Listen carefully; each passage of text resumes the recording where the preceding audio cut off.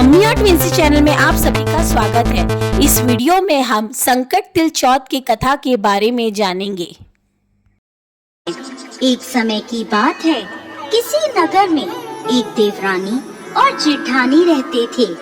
जेठानी अमीर थी और देवरानी गरीब थी। देवरानी का पति जंगल से लकड़ियां काटकर शहर में बेचता था। अक्सर वो बीमार रहा करता था। वहीं देवरानी जेठानी के घर का सारा काम करती थी।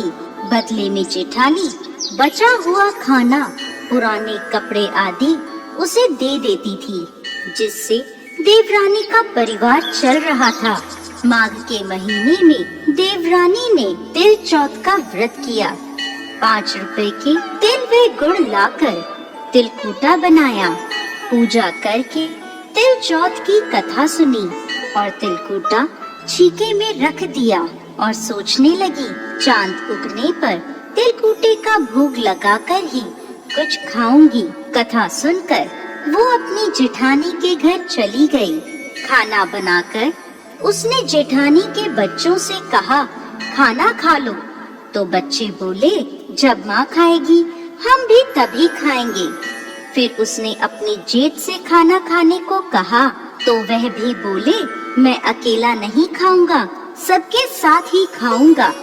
जेठानी ने देवरानी से कहा, आज तो घर में अभी तक किसी ने खाना नहीं खाया, मैं तुम्हें पहले खाना कैसे दे दूं? तुम कल सुबह जल्दी ही बचा हुआ खाना ले जाना।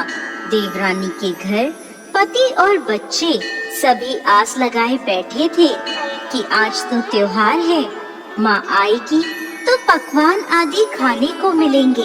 परंतु जब बच्चों को पता चला कि आज तो सूखी रोटी भी नहीं मिलेगी, तो बच्चे रोने लगे। उसके पति को बहुत गुस्सा आया। कहने लगा, सारा दिन काम करके 2 रोटी भी नहीं ला सकती तो काम करने का क्या फायदा? ऐसा कहकर गुस्से में उसने अपनी पत्नी को कपड़ा धोने के डंडे से मारा। डंडा टूट गया तो उसने उसे पट्टे से मारा।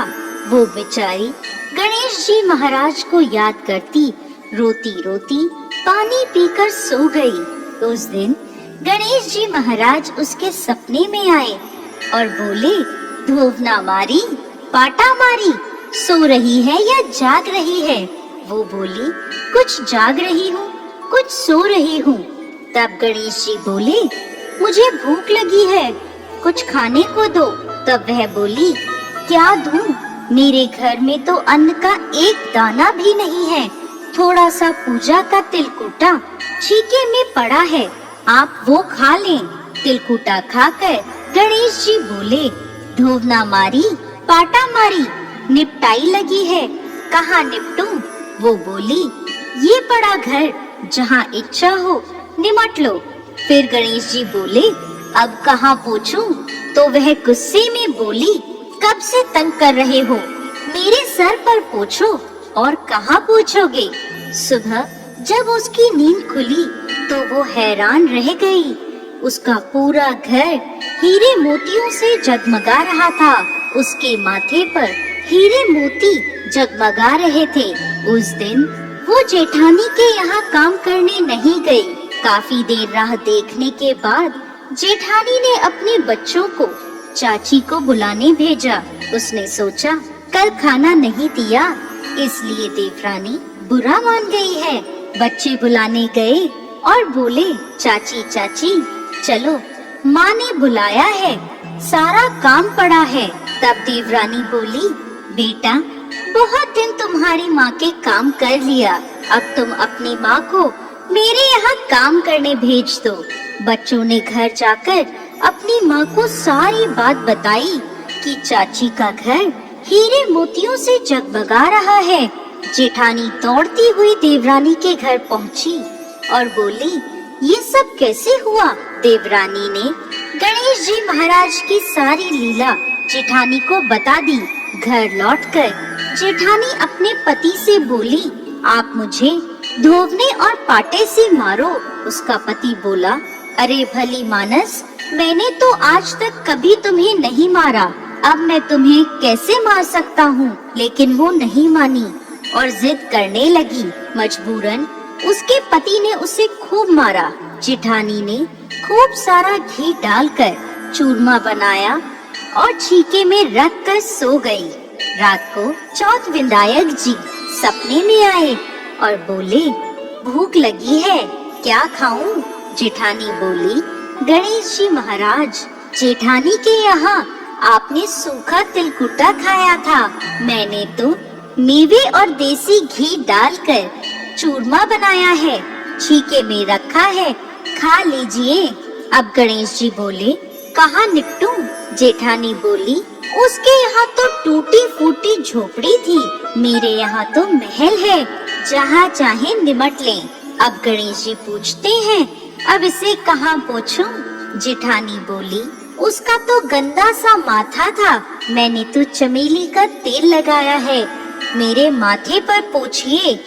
धन की लोभी जेठानी सुबह जल्दी ये सोचकर उठी कि उसका घर हीरे मोतियों से जगमगा रहा होगा, लेकिन देखा तो पूरे घर में गंदगी फैली थी, तेज बदबू आ रही थी, उसके सिर पर भी गंदगी लगी थी। वो बोली, हे गणेश जी महाराज, ये आपने क्या किया?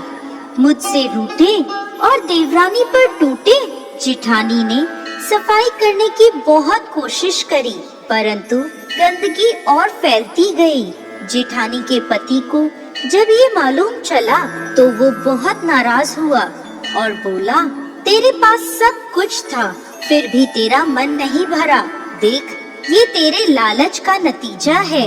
परेशान होकर जेठानी गणेश जी महाराज से विनती करने लगी, माफी मांगने लगी। गणेश जी बोले, देवरानी से जलने से और धन के लोभ में तुमने जो किया, ये उसका नतीजा है। इस प्रकार जेठानी को सबक सिखाते हुए गणेश जी महाराज ने अपनी माया समेट ली। हे गणेश जी महाराज, जैसे देवरानी पर कृपा करी, वैसे सब पर करना। कहानी कहने वाले, सुनने वाले और होकारा भरने वाले सब पर कृपा करना, और जेठानी को जैसी सजा दी वैसी किसी को मत देना। वीडियो देखने के लिए आपका धन्यवाद। कृपया वीडियो को लाइक कीजिए, शेयर कीजिए और हमारे चैनल को सब्सक्राइब कीजिए।